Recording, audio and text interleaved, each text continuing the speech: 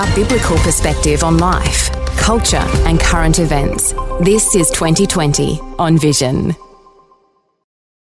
Well, one of those Southeast Asian nations that is oftentimes quite popular as a tourist destination for a lot of Aussies is in fact a difficult one when it comes to the persecution of Christians. I'm talking about the nation of Vietnam.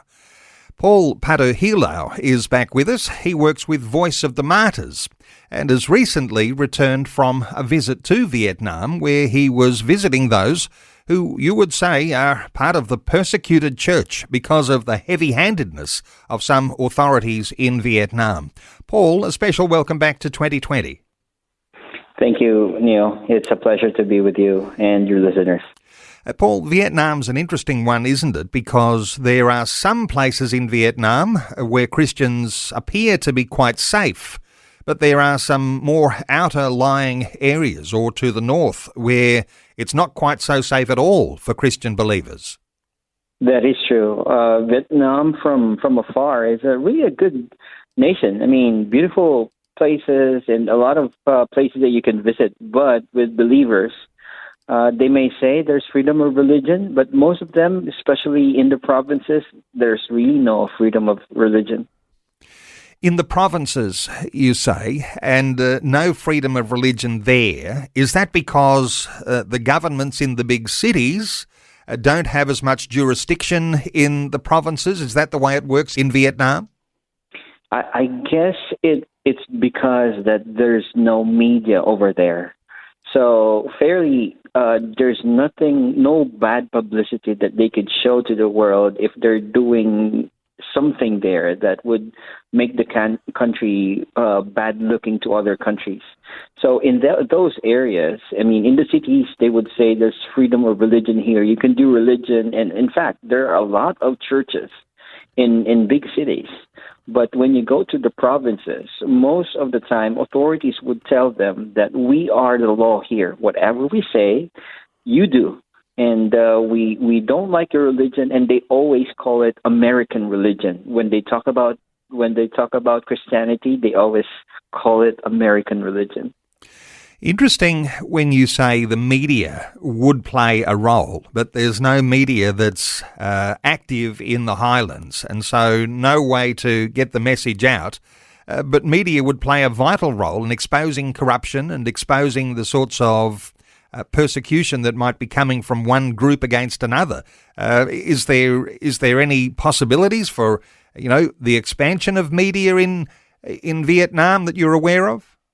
I guess there's none because the government's just controlling everything. Unless maybe you go there as undercover, or you go to these places just to do a recording or just to see the place. Well, I believe you'll also be stopped by authorities of doing that because that would be illegal for them. So, yeah, I guess that's about what the country's all about, just stopping people from exposing things.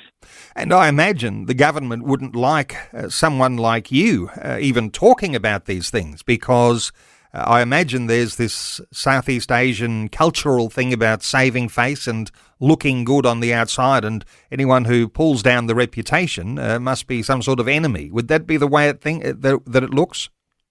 I guess so, but I'm hoping it would not be as something that's against the country itself, but fairly just against people who are hating believers because they're believers. And as you say, and people have a good experience with Vietnamese people, and Vietnam's become quite a significant tourist destination for lots of Australian people as well. So it's not something that you would stop having a holiday in Indonesia, but being aware of these sorts of things would be a valuable thing if you were visiting. Of course. I've met wonderful people there. I've talked to a lot of locals in the area, and it's really good there. It's lovely to be there. Except when we were talking about believers in the provinces, that would be a different story. Oftentimes, when we think of persecution of Christian believers, there's a religious context here. Where's the persecution coming from in Vietnam? What sort of religious conflict is there? Well, the conflict is that we know that Vietnam is a communist country. So whatever is against their teaching is illegal. For example, Jesus is teaching that it's about loving God and God first, but communist doesn't believe in that. So when you talk about being a Christian, and it's really against what they believe. So persecution in Vietnam is mostly because you are believing a different thing other than being a communist, other than being loyal to your country and just protecting your country, because they think that being a Christian, you're already against the belief system or whatever the communists believe, where in fact it's true as well. And the sorts of ways that people are affected, you can confirm these sorts of things, but sometimes it's hard for people to get a promotion in the job that they're in, or access to medical support and attention when you need it. Is that some of the ways that people get affected when there's a political suppression of Christian faith? That is true. That is true. You know, if you're up for a short story, there's a story about a lady there who was a Christian, married to a Christian man, got pregnant and wanted to give birth to name her baby Esther because they were Christian. The moment they were in the hospital, she was asked what the baby's name was, and she was so excited in telling them, name her Esther. And when she named it Esther, the government just told her, well, you know what? The moment you name her Esther, you would not receive anything from the government. And true enough, 2 years after Esther got sick, they brought baby Esther to the hospital. But then the doctor said, oh, I'm sorry, we can't help your daughter. But if you sign a paper that says you're no longer a Christian, and you will say that you will change the name of this baby, then we will help your baby. And lo and behold, they stood up with their faith. And with God's miracle, Esther's now 5-year-old. And she's well and good, thanks be to God. But that is still predominant in those areas. So a coercion for denial of your faith, one of the ways a communist government tries to silence Christian believers. Let me ask you about people on the front line. You're supporting those believers in Vietnam to share their faith, evangelists. Undoubtedly, there's those who are going into areas that are quite difficult. When people support Voice of the Martyrs, this is the sort of thing that they're supporting, the gospel going forth even into difficult places.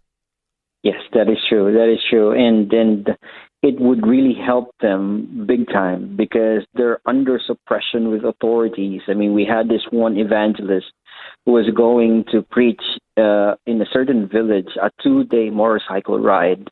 And one day while he was going there, he parked his motorcycle and somebody just put sand on his motorcycle's gas tank, petrol tank.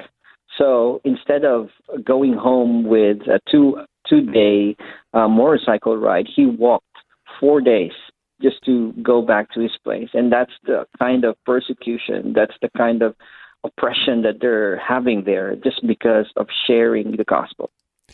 Is it the case that if you're a tourist visiting Vietnam, that you should not share your faith, or is there some special dispensation? It gets overlooked by the communist authorities, or ought you just be cautious about how you share your faith? Is there something that listeners might be aware of if they're planning a visit to Vietnam?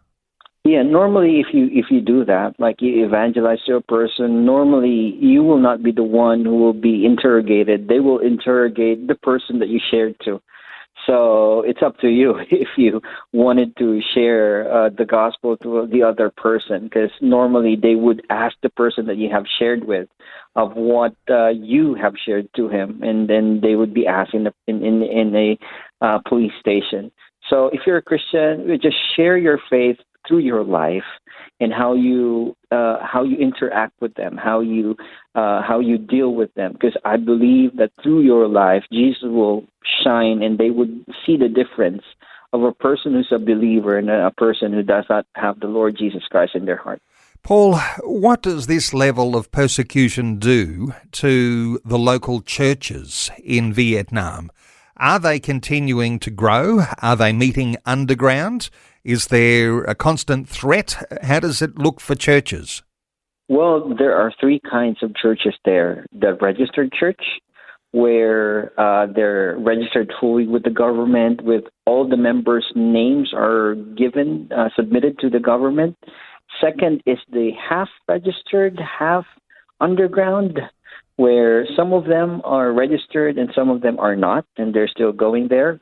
And there's also an underground church. Of course, it's everywhere. And if you differentiate the three, the growing church is the underground, because it doesn't stop them from sharing the gospel and growing for the Lord Jesus Christ. Well, for listeners to support the good work of Voice of the Martyrs, let me point you to the Australian office, vom.com.au. VOM stands for voiceofthemartyrs.com.au. Paul Paduhilao works with Voice of the Martyrs and had a recent visit to Vietnam, Filipino, Paul. But thank you so much for taking some time to share these thoughts with listeners today on 2020. It's a pleasure, and it's our joy to be of use for the Lord. Thanks for taking time to listen to this audio on demand from Vision Christian Media. To find out more about us, go to vision.org.au.